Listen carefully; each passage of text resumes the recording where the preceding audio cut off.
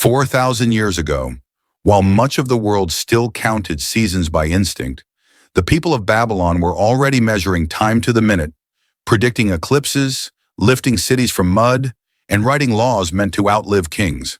Their strength was not muscle alone. It was something far quieter and far more dangerous to underestimate. Babylon did not rise because its people were the tallest, the fiercest, or the most violent. It rose because they understood something timeless about power. Real strength is built slowly, patiently, and with intention. To walk through Babylon is to walk through a civilization that mastered the art of enduring, physically, mentally, and socially, long before the modern world gave names to those ideas. Imagine standing on the banks of the Euphrates at dawn. The river moves steadily, not rushing, not stopping.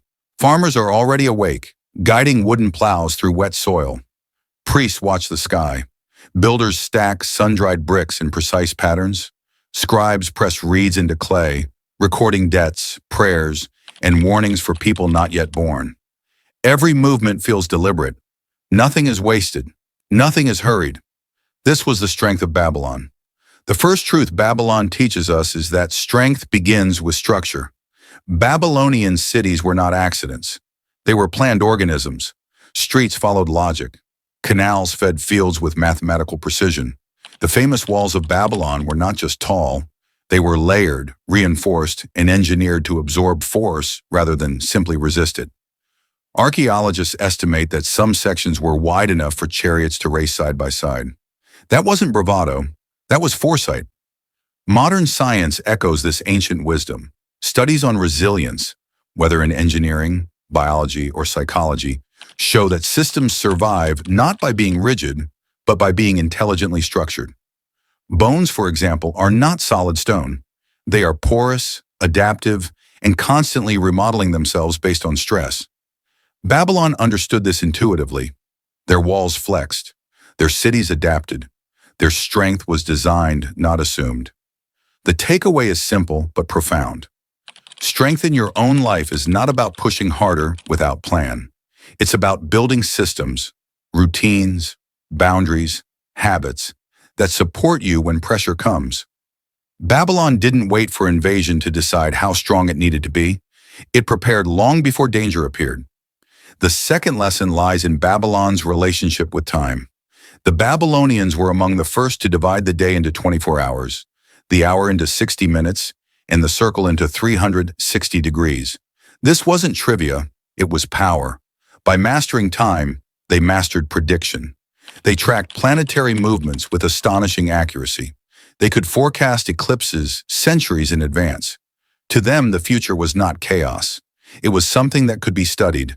There is a quiet strength in understanding time. Modern neuroscience tells us that humans who perceive time clearly, who plan, reflect, and anticipate, experience less anxiety and greater emotional stability. Babylonian priests gazed at the stars not to escape the world, but to understand it. Their calendars organized agriculture, religion, and governance. Life felt anchored. Contrast that with today's constant urgency. Notifications fracture attention. Days blur together. We mistake busyness for strength. Babylon reminds us that true power often looks calm, measured, intentional. When you control your time, you reduce fear. You replace reaction with preparation. The third strength of Babylon was communal intelligence. Knowledge was not hoarded, it was recorded. Clay tablets preserved medical texts, mathematical problems, astronomical charts, and legal cases. The famous Code of Hammurabi wasn't hidden in a palace. It was carved into stone and placed in public view. Law was not just enforcement, it was education. Anthropologists note that civilizations collapse when knowledge becomes fragile, when it lives only in memory or elite circles. Babylon fought this fragility with documentation.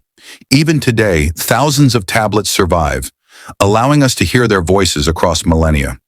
This was strength through continuity. Modern research on learning communities shows the same pattern. Groups that share information openly adapt faster and survive longer. Whether it's a company, a family, or a society, transparency builds resilience. Babylon teaches us that strength grows when wisdom is passed forward, not locked away.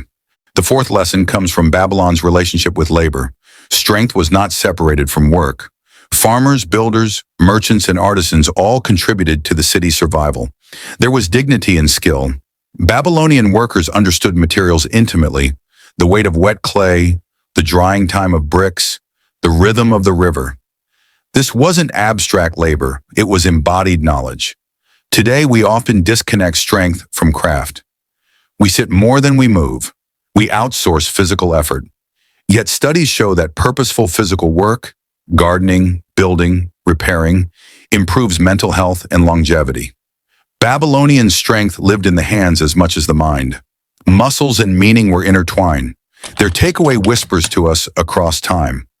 Strength is not found in comfort alone. It's found in engagement, in effort that leaves you tired but fulfilled, in work that connects body, mind, and community. The fifth strength of Babylon was adaptability. Despite floods, invasions, and political upheaval, Babylon endured for centuries. When rivers changed course, canals were redesigned. When dynasties fell, institutions remained. The city absorbed influences from Sumerians, Akkadians, Assyrians, and Persians, blending rather than erasing cultures. Biologists call this hybrid vigor, the increased resilience that comes from diversity. Babylon lived it. Their gods evolved, their language absorbed new words, their science built upon older traditions rather than discarding them. Strength was not purity, it was integration. In our own lives, rigidity often masquerades as discipline, but true resilience requires flexibility. Babylon reminds us that survival favors those willing to learn, adapt, and incorporate new ideas without losing their core values. The sixth lesson is perhaps the most human. Babylon understood limits. Their myths warned against arrogance. The Epic of Gilgamesh, one of the oldest stories ever written, is not a tale of endless conquest. It is a story about grief, mortality, and the futility of chasing immortality through power alone. Gilgamesh learns that true legacy lies in building, caring, and accepting the human condition. Psychologists today emphasize the importance of meaning over dominance. People who seek purpose rather than control report deeper satisfaction. Babylon's greatest story was not about victory, but about wisdom earned through loss. Strength included humility. And finally, the seventh strength of Babylon was memory. They remembered. They wrote. They built monuments not just to kings, but to ideas. Even in ruins, Babylon speaks. Its bricks still bear fingerprints. Its tablets still tell stories. Strength was never meant to be loud. It was meant to last. As the sun sets over the Euphrates, shadows stretch across broken walls. The city is quieter now, but not silent. Babylon reminds us that strength is not about dominating others or outrunning time. It is about alignment between effort and purpose, between individual and community, between present action and future consequence. To live with Babylonian strength today is to build systems that support you, to respect time, to share knowledge, to value work, to adapt wisely, to accept limits, and to leave something meaningful behind. Not monuments of stone, but habits of care. Not empires of fear, but legacies of resilience. Because in the end, the greatest strength is not how long you live, but how deeply, intentionally, and humanly you choose to live while you're here.